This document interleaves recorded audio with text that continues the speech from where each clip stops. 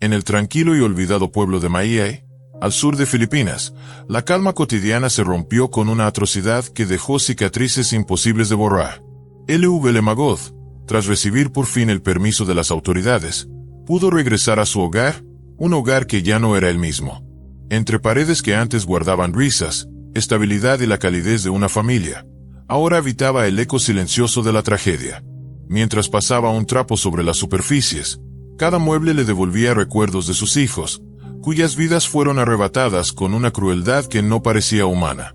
La casa, antaño refugio, se había convertido en un lugar impregnado por la sombra de la pérdida. Aún así, aquel acto de limpieza le otorgaba una mínima sensación de control, un respiro momentáneo frente a un dolor que amenazaba con consumirla por completo. No estaba sola. Janice, su hija adoptiva, había sobrevivido milagrosamente a aquella masacre. Por ella, L.V. debía mantenerse en pie, aunque el corazón quisiera desplomarse. En los días recientes, la madre no había sido más que un cúmulo de lágrimas, gritos ahogados y silencios prolongados, refugiándose en sí misma durante horas interminables. Sin embargo, sabía que Janice cargaba con un peso quizá aún mayor. Había sido la única testigo de aquel crimen. Cuando L.V. llegó a la habitación de la joven, se volcó con especial cuidado en su limpieza.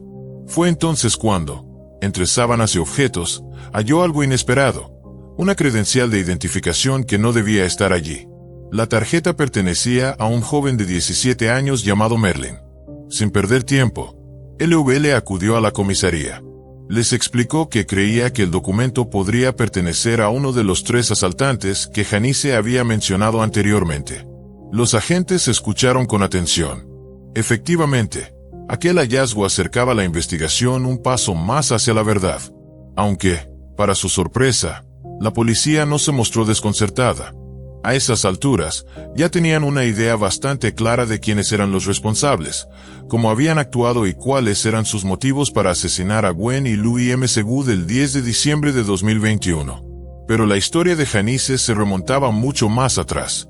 El 22 de septiembre de 2013, una niña de apenas 9 años, agotada por la falta de amor, el hambre y los maltratos, se encontraba de pie en un muelle, mirando el agua con una expresión vacía. Solitaria y callada, atrajo la atención de una mujer que pasaba por allí. La desconocida se acercó y le preguntó qué hacía sola, si necesitaba ayuda. La pequeña levantó la vista y respondió con voz apenas audible: «Me llamo Janice Saville. No tengo padres. Y, por alguna razón, no recuerdo nada». La mujer comprendió de inmediato que la niña había sufrido un shock severo, quizá por un hecho traumático. La tomó de la mano y la llevó a la estación de policía más cercana, donde le aseguraron que se harían cargo de ella. Janice fue puesta bajo custodia temporal y se inició la búsqueda de su familia. Los días se convirtieron en semanas, y las semanas en meses. Nadie la reclamó. Ella no recordaba su vida anterior, y finalmente, las autoridades la declararon huérfana y la trasladaron a un centro de cuidado permanente. A partir de ese momento, la vida de Janice se convirtió en un recorrido incierto, marcado por instituciones, camas ajenas y miradas desconocidas. Sin embargo, algo en su forma de mirar siempre parecía hablar de un pasado oculto, de recuerdos que se resistían a emerger. Había noches en que despertaba sobresaltada, sudando frío, aunque no supiera decir por qué. Era como si su memoria, en un intento desesperado por protegerla, hubiese levantado un muro invisible entre ella y la verdad. El hallazgo de aquella credencial en su habitación no solo agitó el caso actual, sino que también parecía encender un eco lejano en su interior. Como si, de alguna forma, esas letras impresas y esa fotografía juvenil tuvieran un vínculo con hilos de memoria aún enredados. La policía, aunque no lo decía en voz alta, intuía que la clave para desentrañar la masacre y su trasfondo pasaba por lo que Janice había visto, y tal vez por lo que su mente intentaba olvidar. Había quienes en el pueblo comentaban que ciertos crímenes no ocurren de la nada, que el mal rara vez surge sin un rastro previo. Algunos vecinos recordaban haber visto a muchachos extraños merodeando días antes del ataque, jóvenes con miradas esquivas y movimientos calculados. Otros aseguraban haber escuchado discusiones nocturnas provenientes de la casa de los M. Segud, aunque nadie podía precisar qué se decía. Entre el miedo y el silencio, La comunidad entera parecía atrapada en una telaraña de secretos, esperando que la verdad saliera a la luz, aun sabiendo que podría ser más oscura de lo que imaginaban. Janice fue transferida al cuidado permanente del Departamento de Bienestar Social y Desarrollo. Lejos de entristecerla, aquella nueva etapa parecía brindarle un alivio desconocido. Por primera vez tenía comida abundante, ropa limpia y la atención amable de adultos que velaban por ella. Con el tiempo, quedó claro que su amnesia no era real. Su mente, golpeada por tantas experiencias traumáticas, había bloqueado los recuerdos de su familia y de su hogar como un mecanismo de defensa. Para la niña, ser huérfana significaba la oportunidad de una vida nueva y mejor, y se adaptó con rapidez. Incluso entonces, comenzó a aprender, de manera aún inconsciente, cómo comportarse para despertar compasión y conseguir ayuda de los demás. Pero el año 2013 no marcó un punto final en su historia, sino el inicio de un patrón que usaría para obtener lo que deseaba. Entretanto, en la misma comunidad, Cruz y LW Good eran conocidos como un matrimonio ejemplar. Él, maestro en la escuela secundaria local, ella, directora de una escuela primaria. Criaban a dos hijos brillantes. Gwen, de 18 años, era una joven destacada, activa en todas las actividades extracurriculares, miembro de las Girl Scouts y con un sueño firme de convertirse en doctora. Incluso, en su último año de secundaria, se había inscrito en una escuela preparatoria de medicina para ponerse a prueba. Louis, de 16 años, irradiaba carisma. Tenía la facilidad de ganarse la amistad de cualquiera. Era abierto, tocaba la guitarra, cantaba, pintaba, pese a su espíritu alegre, mostraba una responsabilidad admirable. Siempre dispuesto a ayudar, soñaba con triunfar en el campo del derecho. Sus padres los apoyaban en todo, orgullosos de sus logros y aspiraciones. La familia llevaba una vida tranquila, asistía a la iglesia y participaba en actividades benéficas. Fue precisamente en uno de esos eventos de caridad, en el templo, cuando Gwen conoció a Janice, quien trabajaba como niñera cuidando a los niños asistentes. La conexión fue inmediata. Casi de la misma edad, ambas compartían un sentido del humor chispeante y pronto se hicieron inseparables. Pasaban horas ideando coreografías para publicarlas en TikTok, inventando formas divertidas de pasar el tiempo. Y Louis, contagiado por la energía de ambas, se unía con entusiasmo. En poco tiempo, los tres se convirtieron en mejores amigos. Un día, Gwen y Louis le preguntaron por qué no estudiaba, y Janice relató una historia triste. Sus padres habían muerto de una enfermedad cuando ella era muy pequeña. Desde entonces, dependía de la asistencia gubernamental. Contó que trabajaba para una pareja que le pagaba muy poco, apenas lo suficiente para comer, obligándola a laborar casi sin descanso para sobrevivir. Más tarde, Janice comenzó a compartir sus temores sobre el futuro. Estaba a punto de cumplir 18 años, lo que significaba que perdería parte de las ayudas sociales reservadas a menores. Temía quedarse sin un lugar donde vivir y sin posibilidades de estudiar o forjarse una carrera. La preocupación tocó el corazón de Gwen, quien, movida por la compasión, decidió intervenir. Fue a hablar con sus padres para pedirles que ayudaran a su amiga. En el fondo, aquel gesto de Gwen no solo nacía de la empatía, sino también de su convicción de que toda persona merecía una oportunidad real de superarse. LWL y Cruz escucharon atentos. Su reputación de generosidad y servicio a la comunidad no era gratuita. Eran el tipo de personas que se movían por la fe en el bien común, convencidos de que un pequeño acto podía transformar vidas.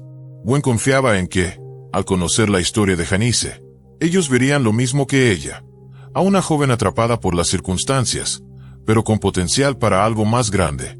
En los días siguientes, Janice parecía más unida que nunca a la familia MC Good.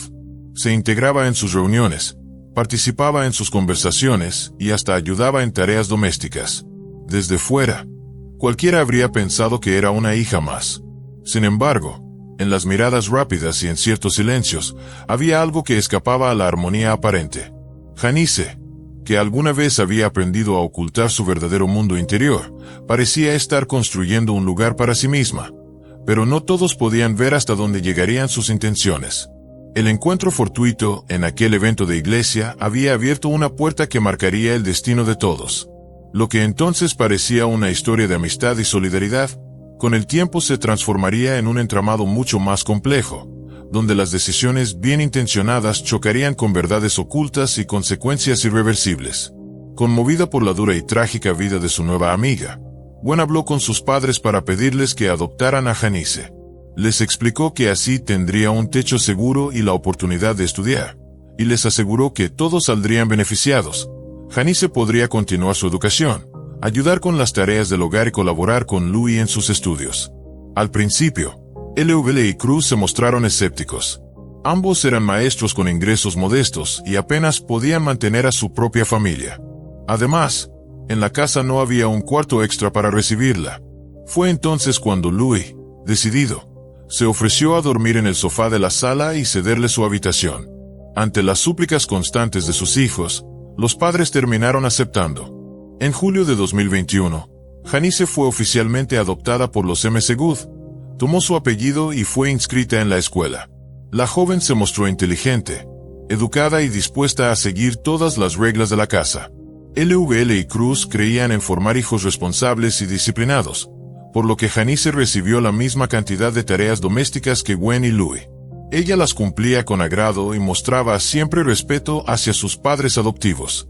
A veces, incluso se levantaba temprano para preparar el desayuno, un gesto que conmovía a la familia. Pronto, comprendieron que no solo habían hecho un acto de bondad por pedido de Gwen, sino que realmente habían ganado a una segunda hija, aunque llegada en la adolescencia. Hubo un momento en que Janice, con una sonrisa, comenzó a llamarlos mamá y papá.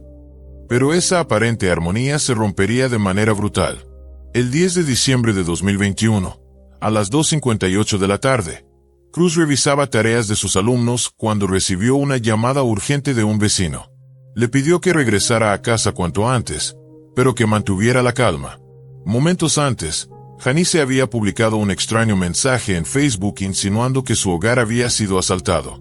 Alarmado, Cruz dejó todo, llamó a su esposa, quien también estaba trabajando, y se lanzó a toda velocidad hacia la casa.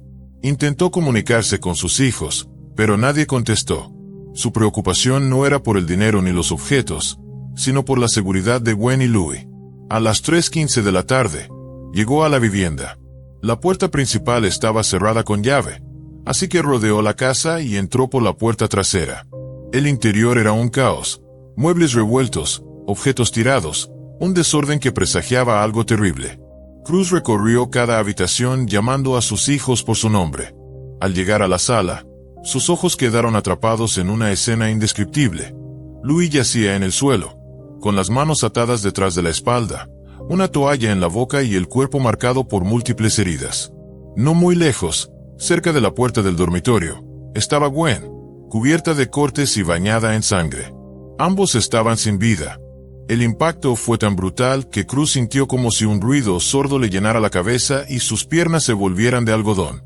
Entre ese aturdimiento, comprendió algo más: debía haber alguien más en la casa. Entonces gritó con todas sus fuerzas: «¡Janice! ¡Janice!». Desde algún rincón, una voz débil respondió. En ese instante, el padre supo que lo que estaba por escuchar no solo marcaría el resto de su vida, sino que también cambiaría para siempre la forma en que recordaría a la joven que había acogido en su hogar. El eco de aquella respuesta sería, desde entonces, inseparable de la imagen de sus hijos en aquel suelo ensangrentado. Años después, algunos vecinos recordarían haber visto ese día movimientos extraños en las inmediaciones. Sombras que iban y venían, miradas furtivas y el silencioso presagio de que algo terrible estaba a punto de suceder.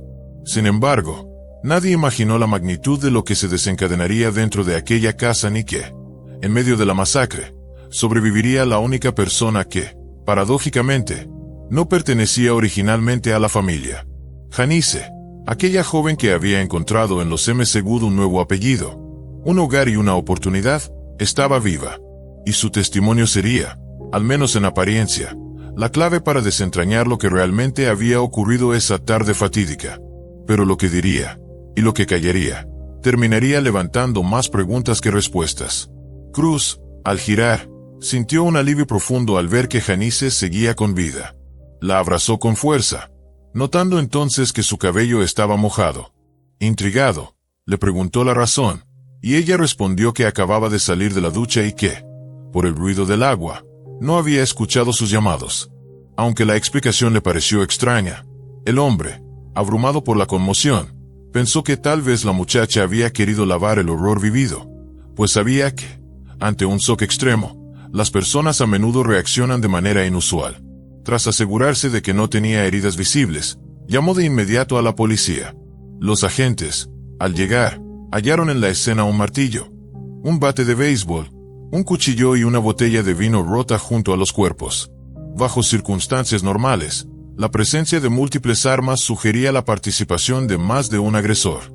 Los objetos fueron entregados a especialistas para buscar huellas dactilares, mientras el resto del equipo inspeccionaba la vivienda y sus alrededores en busca de más pruebas. También recomendaron a Cruz y a LVL que revisaran con cuidado sus pertenencias para identificar cualquier cosa faltante. Los oficiales procedieron a interrogar con detalle a Janice, la única sobreviviente. Ella relató que se encontraba con Gwen en una habitación, mientras Louis permanecía en la sala, cuando escucharon gritos y el sonido de una pelea. Alarmadas, corrieron a ver qué ocurría y se toparon con dos hombres enmascarados golpeando a Louis con un martillo y un bate, mientras un tercero blandía un cuchillo. Horrorizadas, soltaron un grito ahogado que delató su presencia. Uno de los atacantes persiguió a Gwen, pero, según Janice, no se percató de ella. Aprovechando ese instante, se encerró en un pequeño dormitorio y se ocultó bajo la cama, paralizada por el miedo. En ese escondite, y aún en shock, decidió enviar un mensaje de texto a LVL pidiendo auxilio, pero no obtuvo respuesta. Temiendo que el ruido de su voz o el timbre del teléfono atrajeran la atención de los intrusos, evitó llamar a la policía. 12 minutos después, publicó en Facebook dos mensajes desesperados. Ayuda. Hay extraños en mi casa y solo puedo esconderme en mi cuarto en este momento. No quiero morir. Fue uno de esos mensajes el que vio un vecino, quien llamó de inmediato a Cruz. 3 días después de la tragedia, que conmocionó a toda la comunidad por su brutalidad, la policía filipina formó un equipo especial de investigación con sus mejores agentes y peritos. El 15 de diciembre, los investigadores informaron que habían reunido gran cantidad de evidencias y que, por el momento, el caso se clasificaba como robo y homicidio, aunque no descartaban otras líneas de investigación. Con otras versiones se referían a una creciente sospecha, que Janice no era solo testigo, sino pieza clave en el crimen. El análisis comparativo entre las pruebas de la escena y el testimonio de la joven reveló discrepancias significativas. Algunas eran tan graves que permitieron a los agentes incluir su nombre en la lista de sospechosos. La primera y más evidente: nada había sido robado de la casa. Los objetos de valor permanecían en su sitio, y el supuesto móvil de robo se desmoronaba ante sus propios ojos. Los investigadores comenzaron a repasar mentalmente cada detalle: el cabello mojado, la cronología de sus mensajes, la aparente calma con la que narraba los hechos. Todo parecía adquirir un nuevo matiz. Lo que inicialmente se presentó como una historia de supervivencia podía, en realidad, esconder una participación directa en el ataque. En el vecindario, los rumores empezaron a crecer. Algunos aseguraban que la cercanía repentina de Janice a la familia M. Segud había sido demasiado perfecta para ser casualidad. Otros creían que había alguien más detrás, manipulando la situación. Lo cierto es que, a partir de ese momento, la investigación dejó de girar únicamente en torno a unos asaltantes desconocidos y comenzó a centrarse en la figura de la joven que, hasta entonces, todos creían víctima. Esa nueva dirección de la investigación encendió un fuego silencioso dentro de la comunidad. Había quienes defendían la inocencia de Janice, recordando su aparente gratitud hacia la familia, mientras otros no podían ignorar el peso de las pruebas. En cualquier caso, la policía ya no veía en ella a una simple sobreviviente, sino a una posible protagonista de la tragedia. Resultaba completamente ilógico que, si 3 asaltantes habían planeado un robo, todos los objetos de valor y el dinero permanecieran intactos. Cruz y LVL confirmaron que, a pesar de que la casa estaba completamente revuelta, no faltaba nada, salvo el teléfono celular de Gwen. El segundo hallazgo fue aún más inquietante. En un arroyo cercano a la vivienda, los investigadores encontraron una bolsa de plástico con un pantalón y una camisa manchados de sangre. Los análisis confirmaron que pertenecían a las víctimas. Todo indicaba que el asesino, uno de ellos, se había cambiado de ropa tras el crimen y luego había huido.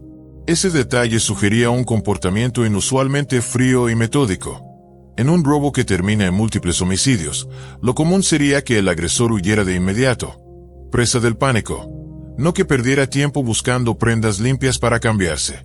Además, los padres de las víctimas aseguraron que no faltaba ninguna prenda suya, lo que hacía poco probable que un extraño hubiera dejado la ropa ensangrentada justo detrás de la casa.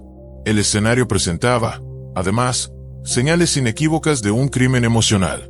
Las autopsias revelaron un número excesivo de heridas y fracturas en los cuerpos, como si se hubiera descargado una furia descontrolada.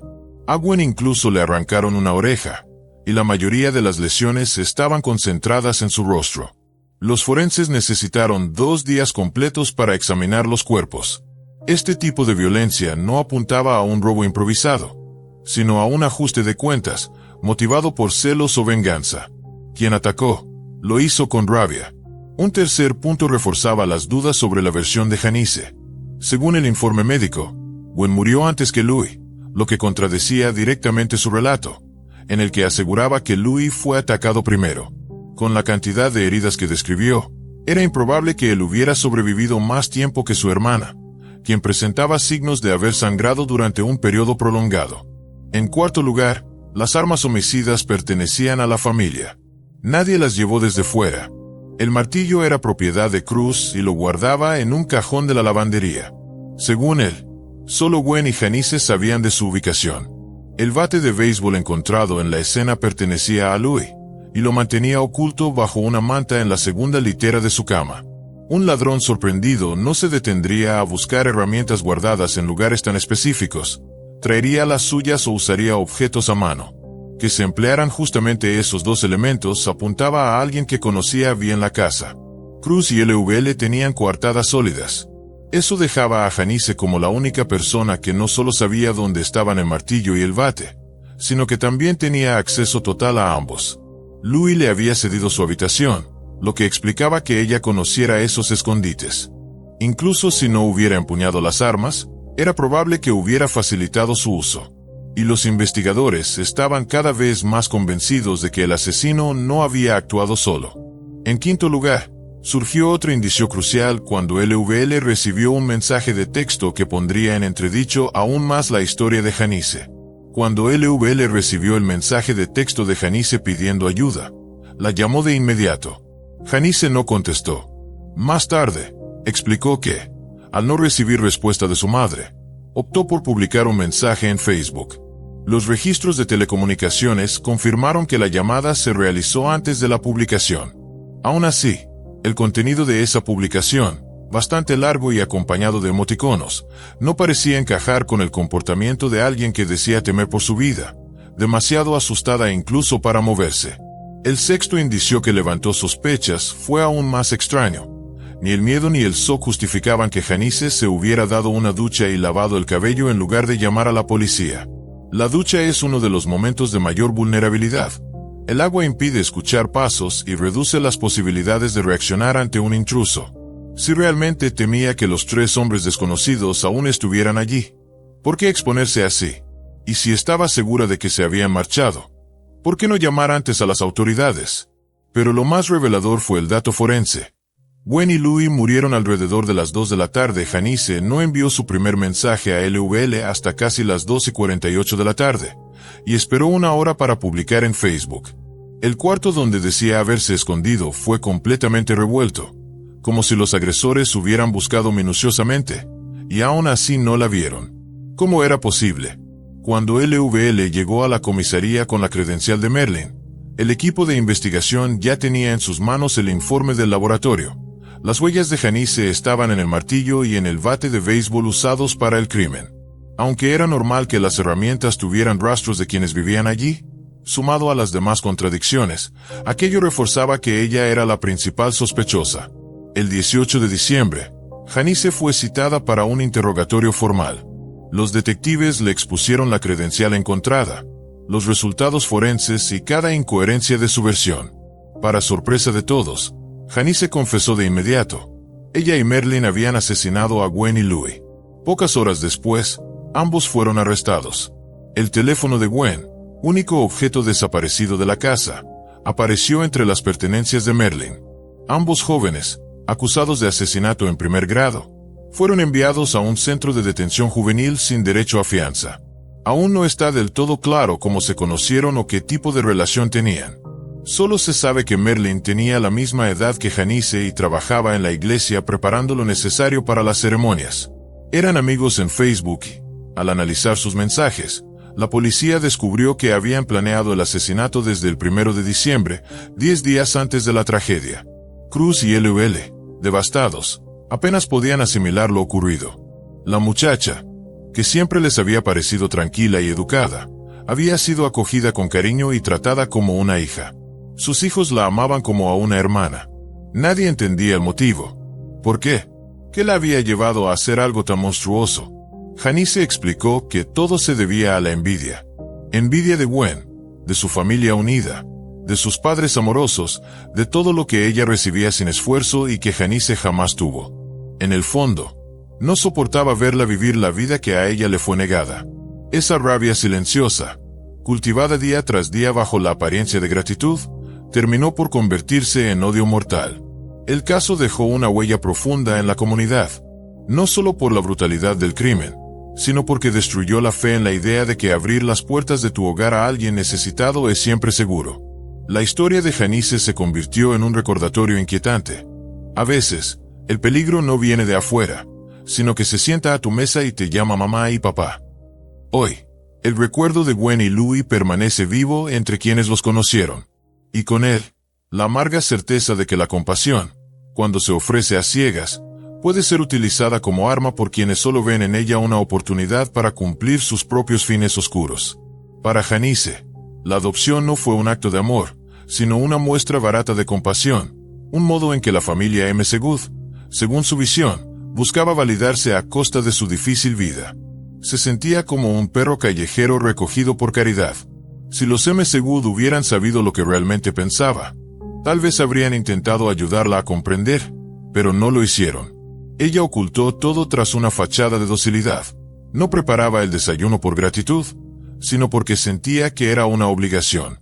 En el fondo, estaba molesta por todas las tareas domésticas que le asignaban, convencida de que la trataban como sirvienta y no como hija, y viendo en ellos una hipocresía que la enfurecía. Cuando la confesión de Janice salió a la luz, el pueblo entero se estremeció. Nadie podía concebir que una huérfana de 17 años hubiera cometido un crimen tan atroz. Las comparaciones con la protagonista de la película La huérfana no tardaron en aparecer, recordando cómo esa ficción ya había disminuido las adopciones en su momento. El escándalo crecía, y con él, la curiosidad de los investigadores por el pasado de la joven. Lo que encontraron cambió la narrativa. Janice no era realmente huérfana. Su familia biológica estaba compuesta por su madre y 2 hermanos menores. En su infancia vivieron en una pobreza extrema. Su padre, adicto al juego, dilapidaba lo poco que tenían, dejando a la familia en un estado de hambre constante. En 2013, Janice huyó de casa. Aquel día en el muelle, aceptó la ayuda de una mujer compasiva por pura desesperación. Recibir comida, cuidados y calor por primera vez en su vida le hizo ver que la mejor solución era borrar a sus padres y hermanos de su memoria. Su familia nunca la buscó. Tener una boca menos que alimentar aliviaba su miseria, y no había dinero para iniciar una búsqueda. Tal vez su madre, en secreto, esperaba que su hija hubiera encontrado un lugar mejor. Fue entonces cuando Janice comprendió que fingir ser huérfana era rentable. La lástima de los demás le garantizaba comida y ropa en lugar de hambre y golpes. Y, dadas las circunstancias de su infancia, esa conclusión no era difícil de entender. Con esta revelación, el motivo detrás del crimen comenzaba a tomar forma. Nadie podía haber previsto hasta qué punto una niña traumatizada, y posiblemente inestable mentalmente, llegaría a ser adoptada por la familia Magod. Cuando le contó a Gwen sobre su vida y la amenaza de quedarse sin vivienda ni subsidios, Janice buscaba deliberadamente provocar una invitación para quedarse en su casa. Ya estaba acostumbrada a jugar con la compasión ajena, y estaba dispuesta a pagar esa ayuda con labores domésticas y cuidando de Louis. Lo que no esperaba era que la familia fuera tan lejos como para adoptarla formalmente. Esa decisión, lejos de darle estabilidad, reabrió heridas profundas de la infancia. Durante su tiempo con los Msegud, Janice observó con atención la vida normal de otros niños, una vida que ansiaba pero que siempre le había sido negada. Entre la nostalgia por lo que nunca tuvo y un sentimiento arraigado de inferioridad y abandono, reforzó sus mecanismos psicológicos de defensa. Había pasado toda su existencia sobreviviendo, y sabía bien cómo hacerlo. De pronto, tenía frente a sí todo lo que había soñado, pero no sabía cómo recibirlo. No habiendo conocido nunca el amor genuino de su propia familia, no entendía cómo aceptar ese cuidado ni cómo corresponderlo. Y esa incapacidad, combinada con sus resentimientos más oscuros, terminaría alimentando una tragedia que nadie vio venir. En su nuevo hogar, Janice no lograba sentirse parte de una familia. La bondad que recibía le resultaba difícil de aceptar como algo genuino. Siempre sospechaba que detrás había un interés oculto. Su temor habitual por el futuro no se veía reflejado en la realidad, pero eso no le daba calma. El cuidado y el cariño que LVL le ofrecía pasaban por el filtro de sus heridas emocionales, transformándose en incomodidad y tensión. Janice no sabía cómo ser hija. Lo que sí sabía era cómo comportarse como una trabajadora contratada, con tareas asignadas y obligaciones precisas. En su mente, se repetía la misma explicación. Aquella casa no buscaba una hija, sino una empleada gratuita. Todos estaban fingiendo nobleza y regodeándose en su propia caridad. Con el tiempo, esa tensión interna se convirtió en odio y en un deseo creciente de venganza por sentirse tratada como un animal recogido de la calle. Cuanto mejor la trataba la familia, más resentimiento acumulaba. Se sentía una extraña, y en lo más profundo de su corazón, envidiaba el vínculo de LVL con Gwen. Cuanto más amor veía entre madre e hija, más celos la consumían. Incapaz de gestionar esas emociones, la atención y el afecto se transformaron para ella en una fuente de miedo y repulsión. La rabia crecía, acompañada de una frustración que reforzaba su sentimiento de inferioridad y de incomprensión. Esa visión distorsionada alimentó el deseo de vengarse de quienes, creía, habían explotado su confianza. Los estudios en psicología infantil destacan la importancia del apoyo emocional para niños que han pasado por traumas graves, especialmente en procesos de adopción. Pero nadie en la familia Msegud conocía el verdadero pasado de Janice ni las cicatrices que llevaba dentro. Lo que comenzó como un acto de compasión hacia una supuesta huérfana se convirtió en una pesadilla irreversible. El 20 de diciembre de 2021, Gwen y Louis fueron sepultados en un cementerio privado. Más de 1000 personas asistieron a despedirlos, compartiendo el dolor de una comunidad entera. Janice y Merlin fueron juzgados por separado, pero recibieron la misma condena: 32 años de prisión sin posibilidad de libertad condicional. Saldrán en la cincuentena, con toda una vida por delante, algo que Gwen, Louis, Cruz y LVL ya no tendrán. El crimen, atroz e incomprensible, destrozó para siempre a la familia Magod. Su generosidad fue respondida de la forma más brutal imaginable. Sobrevivir a semejante horror y seguir siendo bondadosos parecía imposible, pero Cruz y LVL encontraron fuerzas para hacerlo. En agosto de 2022, abrieron un restaurante en honor a sus hijos, donde sirven sus platillos favoritos. Mientras continúan en terapia psicológica, planean mantener viva la memoria de Gwen y Louis a través de ese proyecto, transformando el dolor en un tributo permanente. Hola a todos. Bienvenidos a mi canal. Hoy vamos a hablar de un caso realmente impactante que involucra a una familia y a un joven llamado Brett. A veces, los padres pueden ser un poco intrusivos, arrogantes y exigentes, y aunque en ocasiones esto puede tener un efecto positivo, en otras puede resultar muy perjudicial. En el caso de Brett, esto se volvió incluso peligroso. Creció en una familia canadiense acomodada, donde sus padres, Bill y Susan, tenían 4 hijos. Puede parecer que tener tantos niños, especialmente varones, es un trabajo de crianza agotador y complicado. Pero no se apresuren a juzgar. Los padres intentaron educar a los más jóvenes, los Ryan, a través de su propio ejemplo.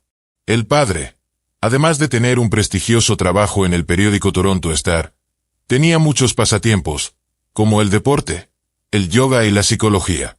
Por su parte, Susan era una mujer muy trabajadora. La casa familiar estaba prácticamente a su cargo. No solo dedicaba su tiempo a su esposo e hijos, sino que también mantenía una enorme casa en una zona exclusiva de Toronto en perfectas condiciones, todo esto sin la ayuda de jardineros o reparadores. Los vecinos que pasaban por su casa solían detenerse un momento para admirar el enorme y floreciente jardín que tenían. Aunque no se puede decir que Brett fuera el favorito de la familia, ya que Susan amaba a todos por igual, desde fuera podría parecer que él era el que menos reprimendas recibía por su comportamiento. La razón era que siempre encontraba la manera de salir de cualquier situación, incluso cuando todas las pruebas apuntaban a su culpabilidad.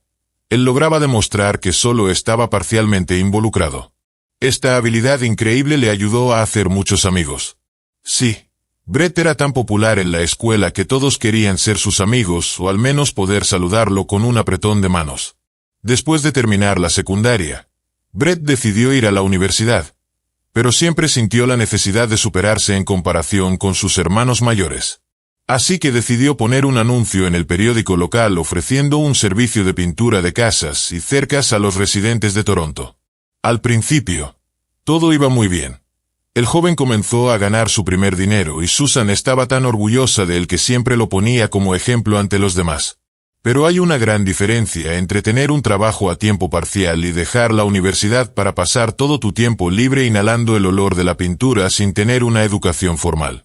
Así fue como, después de un tiempo, Brett decidió abandonar la universidad. Por primera vez, se sintió seguro frente a sus hermanos mayores. Sin embargo, cuando Christopher y Leland se graduaron y encontraron trabajos en sus respectivas especialidades, el prestigio de Brett comenzó a desvanecerse. Christopher trabajaba para la Comisión de Transporte de la ciudad de Toronto, mientras que Leland se convirtió en el artista y diseñador de la familia. Después de terminar sus estudios, se mudaron de la casa de sus padres, mientras que Brett, para no gastar parte de sus ganancias en alquiler, decidió quedarse con su madre, su padre y su hermano menor, quien asistía a una escuela para niños talentosos. Con cada año que pasaba, Brett se sentía cada vez más desesperado por sus deudas y su incapacidad para pagarlas, lo que le llevó a desarrollar una depresión. Para el año 2007, cuando Brett ya tenía 26 años, sus deudas habían superado los $60,000. Aunque era considerado un tipo bastante inteligente, no sabía cómo utilizar su mente de manera efectiva. A pesar de todo, nunca mostró lo mal que estaba.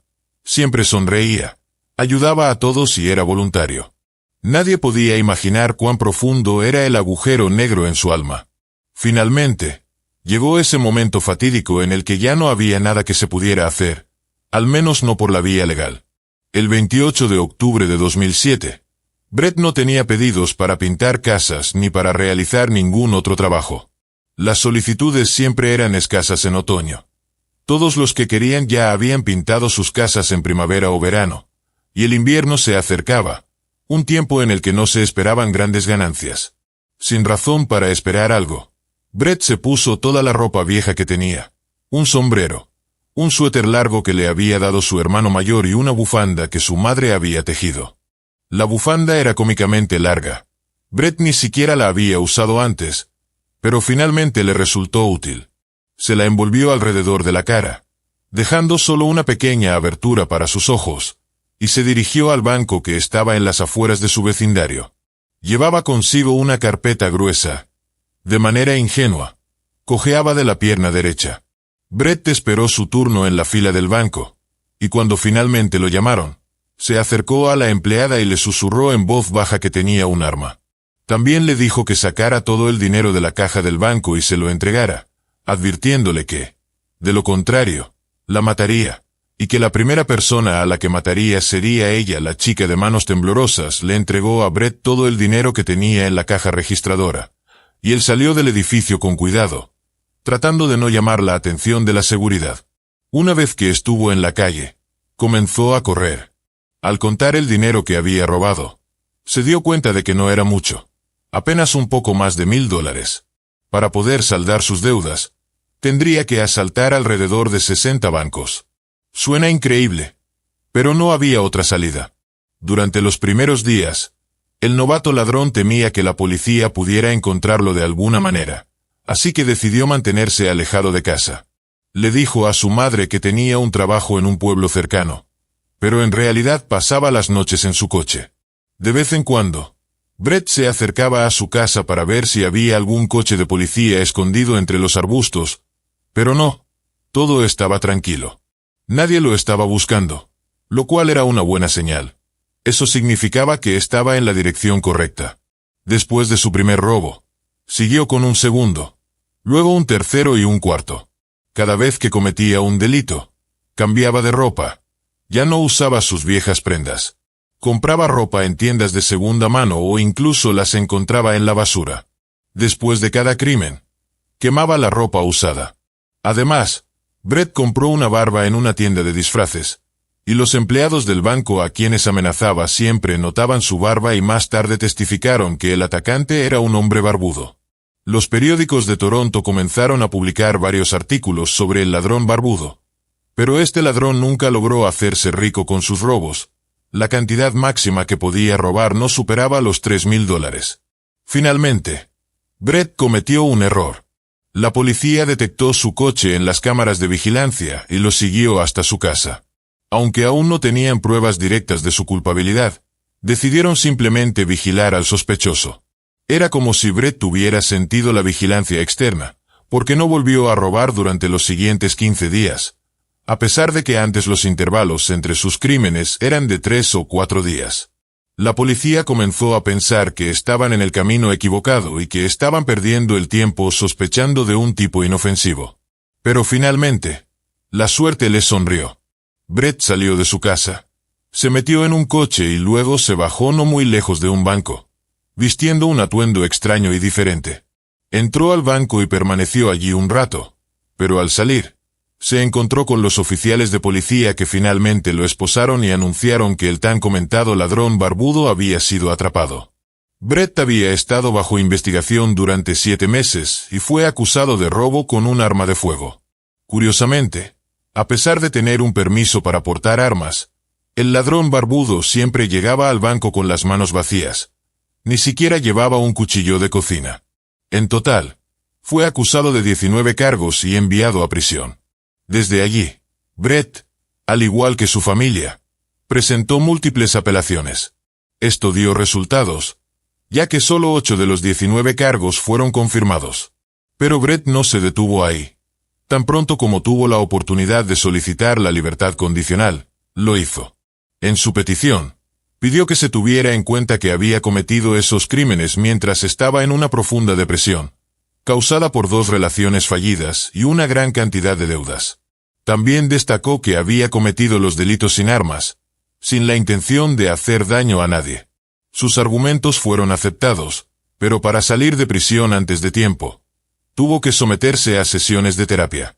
Estas sesiones tuvieron un impacto positivo en Brett. Durante todo el tiempo que estuvo tras las rejas, no se comunicó con su familia, pero ahora él mismo dio un paso hacia la restauración de sus relaciones familiares. Los comisionados notaron los cambios positivos en él, así que el 24 de noviembre de 2010, Brett fue liberado. Sin embargo, esta libertad por la que el joven había luchado con tanto fervor resultó ser muy amarga y aún más difícil que antes. ¿Quién era Brett antes?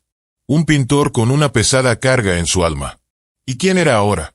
Brett, el ladrón de bancos. Brett, el exconvicto con un pasado tan manchado que nunca fue contratado por ninguna empresa. Aquellos que lo habían contratado para servicios de pintura de casas, tan pronto como lo reconocieron como el ladrón barbudo, se negaron a utilizar sus servicios. Además, los vecinos, los mismos que antes admiraban el jardín de Susan, comenzaron a esparcir rumores desagradables. La familia Ryan se vio obligada a vender su casa rápidamente y mudarse a Scarborough. Susan comenzó a cultivar su nuevo jardín nuevamente, y Brett logró conseguir un trabajo en una empresa comercial. Pero su salario no era alto. Sus padres también lo ayudaban económicamente para que pudiera volver a la universidad. Brett seguía visitando a un psicólogo, y cada vez el especialista le aconsejaba lo mismo. No rompas el ciclo, la conexión con su familia estaba mejorando, y los consejos del psicólogo realmente estaban dando frutos. Pero a pesar de todo, La situación financiera de Brett seguía siendo bastante complicada. En septiembre de 2011, ocurrió un evento que cambiaría su vida para siempre. Conoció a Kristen Baster. Kristen era una chica maravillosa, realmente fantástica. Tenía su propio apartamento, y las ventanas de este daban a un hermoso mar que siempre parecía brillar bajo el sol. Era una persona activa. Se dedicaba al deporte, lo que le permitía mantener su cuerpo en excelente forma. Pero lo más importante de todo era que no le importaba el pasado de Brett. Ella lo aceptaba tal como era. Como pareja, viajaban de vez en cuando y hasta habían tenido la oportunidad de ir a Australia juntos. Los padres de Brett, al ver cómo se desarrollaba la relación entre su hijo y Kristen, estaban muy contentos. Tenían la certeza de que su hijo finalmente se estabilizaría y que Kristen lo impulsaría a crecer y a encontrar su lugar en la sociedad. Brett sentía que su vida comenzaba a mejorar. Pero, lamentablemente, un evento trágico e inesperado interrumpió ese proceso de construcción de una nueva etapa en su vida: el fallecimiento de su padre. Para él, esto fue un verdadero shock, y su estado depresivo comenzó a regresar. Debido a esto, Brett empezó a visitar al psicólogo con más frecuencia y también tuvo que pasar mucho tiempo con su madre, ayudándola con los gastos, ya que ella había vendido todo lo que tenía. A pesar de la tristeza, su relación con Kristen seguía creciendo, y Brett, locamente enamorado de esta encantadora rubia, decidió dar un paso serio. Tenía algunos ahorros y habló con su madre, expresándole su deseo de formar una familia con Kristen. Para ello, necesitaba hacerle una propuesta que ella no pudiera rechazar, un momento que quisiera recordar para siempre. Susan, al darse cuenta de lo que su hijo estaba planeando, le dio dinero para que pudiera comprar un anillo. Es importante mencionar que la pareja ya había discutido su futuro, y Kristen había dejado claro que no necesitaba un regalo caro. Para ella, lo único que importaba era recibir una propuesta de Brett como confirmación de sus intenciones serias. Sin embargo, él decidió gastar un poco más y compró un hermoso anillo de oro con un enorme diamante para su amada. Por supuesto, Kristen le dijo que sí. Luego, como suele suceder en estos casos, los jóvenes comenzaron a planear su boda. Brett estuvo de acuerdo con todas las decisiones de Kristen y asentía con aprobación, pero por dentro estaba horrorizado por lo costoso que resultaba todo. Necesitaba encontrar una solución respecto a su trabajo. Así que, buscando en Internet, encontró una oferta de empleo para un puesto de ingeniero en una gran empresa de tecnología. Preparó su currículum y se postuló. Tuvo una entrevista exitosa y fue aceptado. En ese momento, Brett estaba feliz y no pudo esperar para compartir la buena noticia con su prometida y su madre, de quien nuevamente pidió dinero para comprarse un traje caro que llevaría al trabajo. Una vez más, su madre no se negó.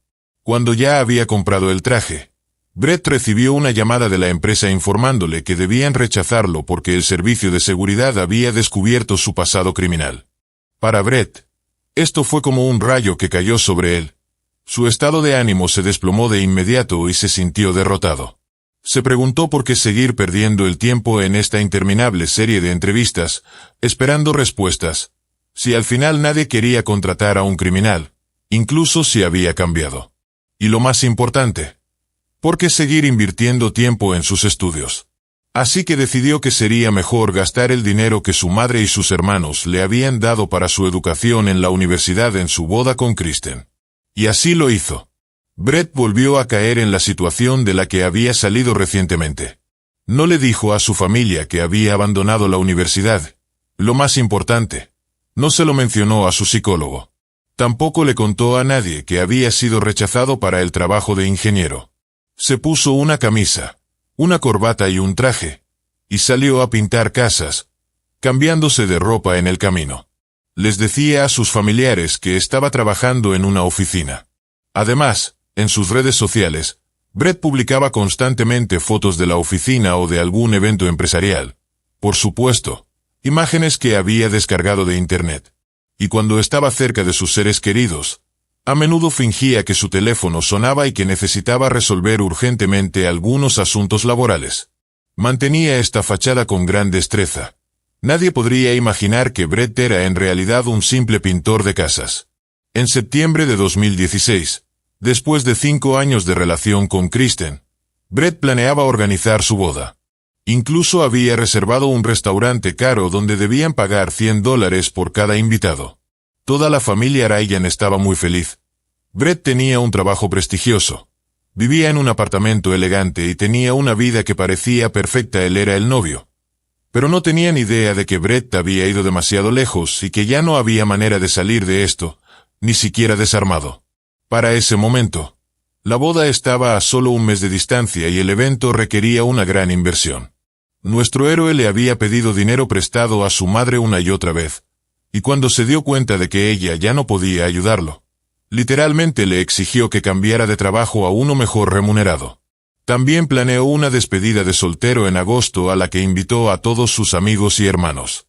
Mientras el fuego de esta bomba de tiempo comenzaba a apagarse, Brett finalmente decidió contarle todo a su consejero. El psicólogo se entristeció al saber que el hombre al que había estado guiando durante tanto tiempo se había desviado nuevamente del buen camino y le dijo a Brett que simplemente tenía que ser sincero con su madre. Brett lo pensó mucho.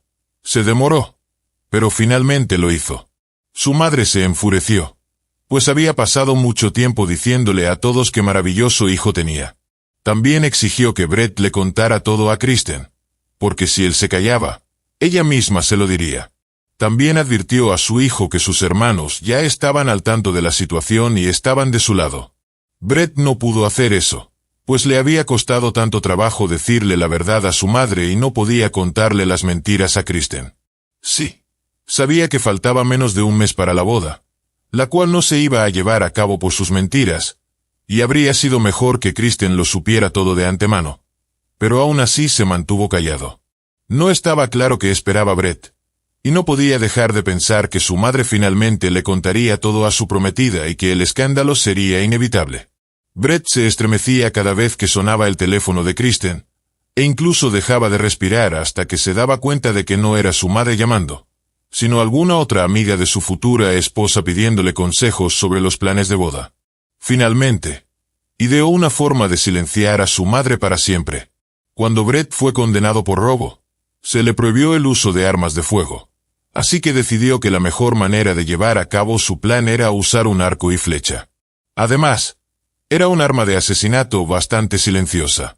Uno de los pasatiempos de su difunto padre era el tiro al blanco con arco y flecha en el jardín, y le había enseñado a Brett cómo disparar.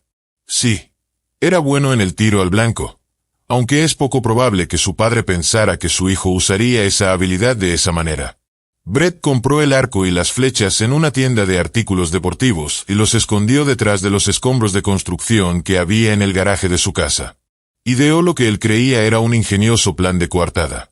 Ató una cuchara a un ventilador, y cuando el temporizador se activara, el ventilador se encendería y la cuchara se movería a través del teclado de la computadora, dando la apariencia de que Brett había pasado todo el día en casa viendo vídeos y comentando en YouTube. La mañana del 5 de agosto, Brett se vistió con ropa extraña que le cubría el rostro. Salió de la casa por la puerta trasera para evitar las cámaras de seguridad y tomó un tren a la casa de sus padres, con el objetivo de deshacerse de cualquiera que pudiera interrumpir su y el bienestar de Kristen para siempre. Su madre, Susan, se sorprendió por la inesperada visita de su hijo. No se había sentido bien ese día, pero Brett, a pesar de la condición de su madre, volvió a insistirle e incluso a exigirle que no le dijera nada a su futura esposa. La madre se negó rotundamente, y entonces Brett se enfureció. Susan, sintiendo que algo andaba mal y viendo los ojos locos de su hijo, le advirtió que ya había llamado a Christopher y que estaba en camino. Brett se volvió loco. Corrió al garaje. Tomó el arco y las flechas, pero la ira y la adrenalina lo desbordaron tanto que ni siquiera pudo hacer un disparo. En su lugar, simplemente golpeó a su madre con la culata del arma y, para asegurarse de que finalmente estuviera muerta, le apretó el cuello con una cuerda después de cubrirla con bolsas de plástico. Después de deshacerse de su madre, Brett cargó el arco con flechas y se escondió en los arbustos, esperando a que llegara su hermano. Cuando Christopher finalmente llegó, comenzó a llamar a su madre y a su hermano, pero en respuesta fue alcanzado por una flecha en el cuello y murió en cuestión de minutos. La siguiente víctima fue el hermano menor, Alexander, ya que, según parece, Susan logró llamarlo también. Él también recibió un disparo en el cuello.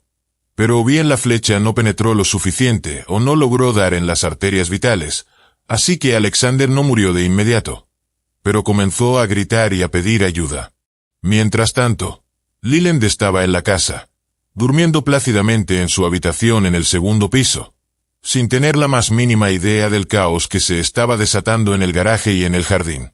Lo más impactante era que su propio hermano estaba detrás de todo esto.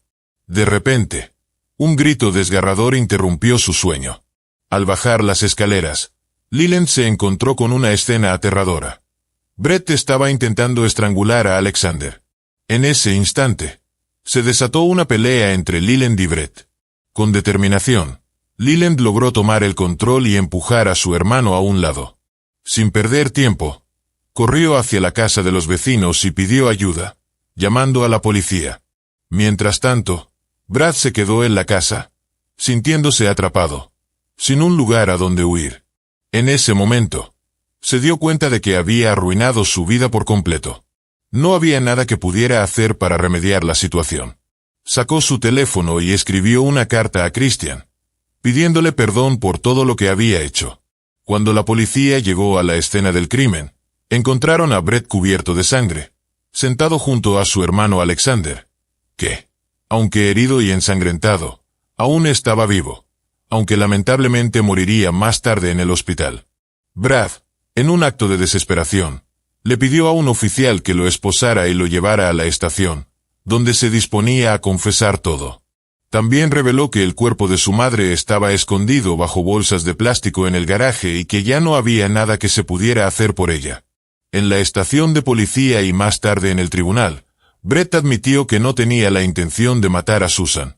Su plan era solo asustarla. Sin embargo, sí había planeado acabar con la vida de Christopher y Alexander ese día. Si no hubiera sido por los testigos que llegaron a tiempo, ellos seguirían vivos, como casi 10 años atrás. Intentó justificar sus acciones alegando su estado depresivo, pero eso no suavizó su condena. A pesar de que el juez consideró que Brett había confesado todo por su cuenta y no había obstaculizado la investigación, el joven recibió 3 cadenas perpetuas, una por cada asesinato, con derecho a solicitar libertad condicional en 2041. En cuanto a Leland, él no habla con los reporteros, pero es conocido en Toronto como el único sobreviviente de esa masacre. Gracias por acompañarnos, amigos. No olviden suscribirse al canal y hacer clic en la campanita para no perderse nuevas historias de todo el mundo. Hasta pronto y cuídense mucho.